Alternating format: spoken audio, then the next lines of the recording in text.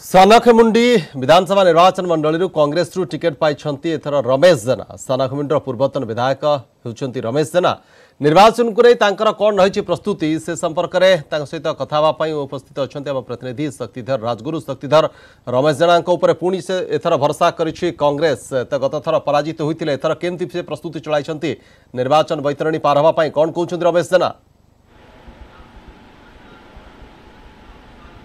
शक्तिशाली बर्तमान आम अच्छु सानखमुंडी सानखमुंडी विधानसभा आसन पर बर्तमान कांग्रेस प्रार्थी होती पूर्वतन विधायक रमेश चंद्र जेना। सीधा सड़क प्रतिक्रिया ना कौन कहे आज्ञा जेहेतु निर्वाचन बहुत कम समय अच्छी और एप्रिल 18 तारिख में जोटा कि आस्का लोकसभा निर्वाचन मंडली सानखमुंडी आसूँ समस्या कौन केमी आप प्रस्तुत होती और लोक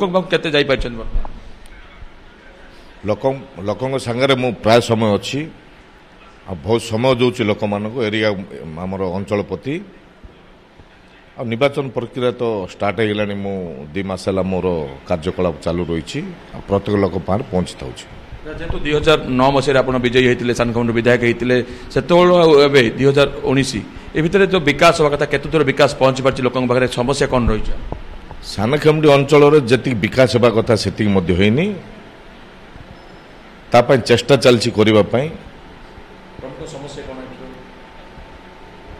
लोकल समस्या है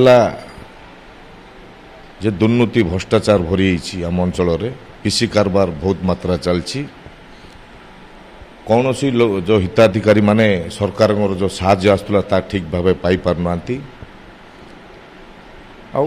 ठीक भाव कार्यक्रम होनी या ही समस्या रही। ये आस्का लोकसभा विधान जो क्षेत्र भितर आस सानखमुंडी ये कांग्रेस और कम्युनिस्ट भितर गोटे मेंट होती जोटा कि लोकसभा प्रार्थी कम्युनिस्ट तरफ दिखाई से आपको केते सहायक हम?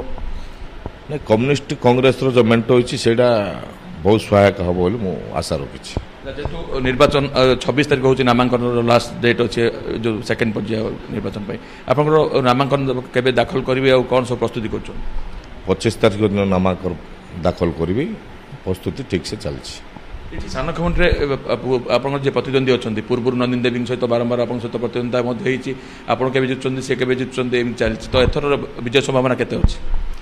मु तो 2009 14 जीतली सी तो 14 19 जीत बारंबार प्रतिद्वंदिता है नेक्स्ट फाइटा हो भल बोली आशा अच्छी।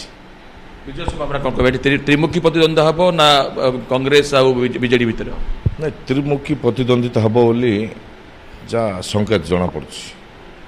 निश्चित भाव शक्तिशाली बर्तमान आम प्रतिक्रिया नौले सानखमुंडी कांग्रेस प्रार्थी विधायक प्रार्थी अच्छा रमेश चंद्र जेना सी बर्तमान प्रस्तुति आरंभ कर आसंता 25 तारिख में जहाँ सूचना रही है नामांकन पत्र दाखल करेंगे ब्रह्मपुर उपजिलापाल कार्यालय तापर से बर्तमान केवल से नामांकन को जगी ना या पूर्व लोक सहित जा प्रचार कार्य व्यस्त अच्छा से विजय संभावना नहीं बेस आशावादी अच्छा। शक्तिशाली शक्तिधर आउ गोटे कथा पचारि पारे कि रमेश जेना को कारण सी कहले जे त्रिमुखी प्रतिद्वंदिता हम क्या अधिक शक्तिशाली भावुं क्या सहित अधिक प्रतिद्वंदिता हवा से आशा कर बीजेपी प्रार्थी सहित ना बीजेडी प्रार्थी सहित?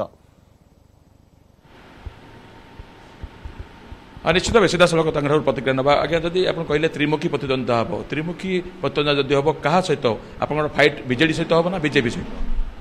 बीजेडी सहित हम बीजेपी सहित हम संगठन समस्त बोली संगठन कर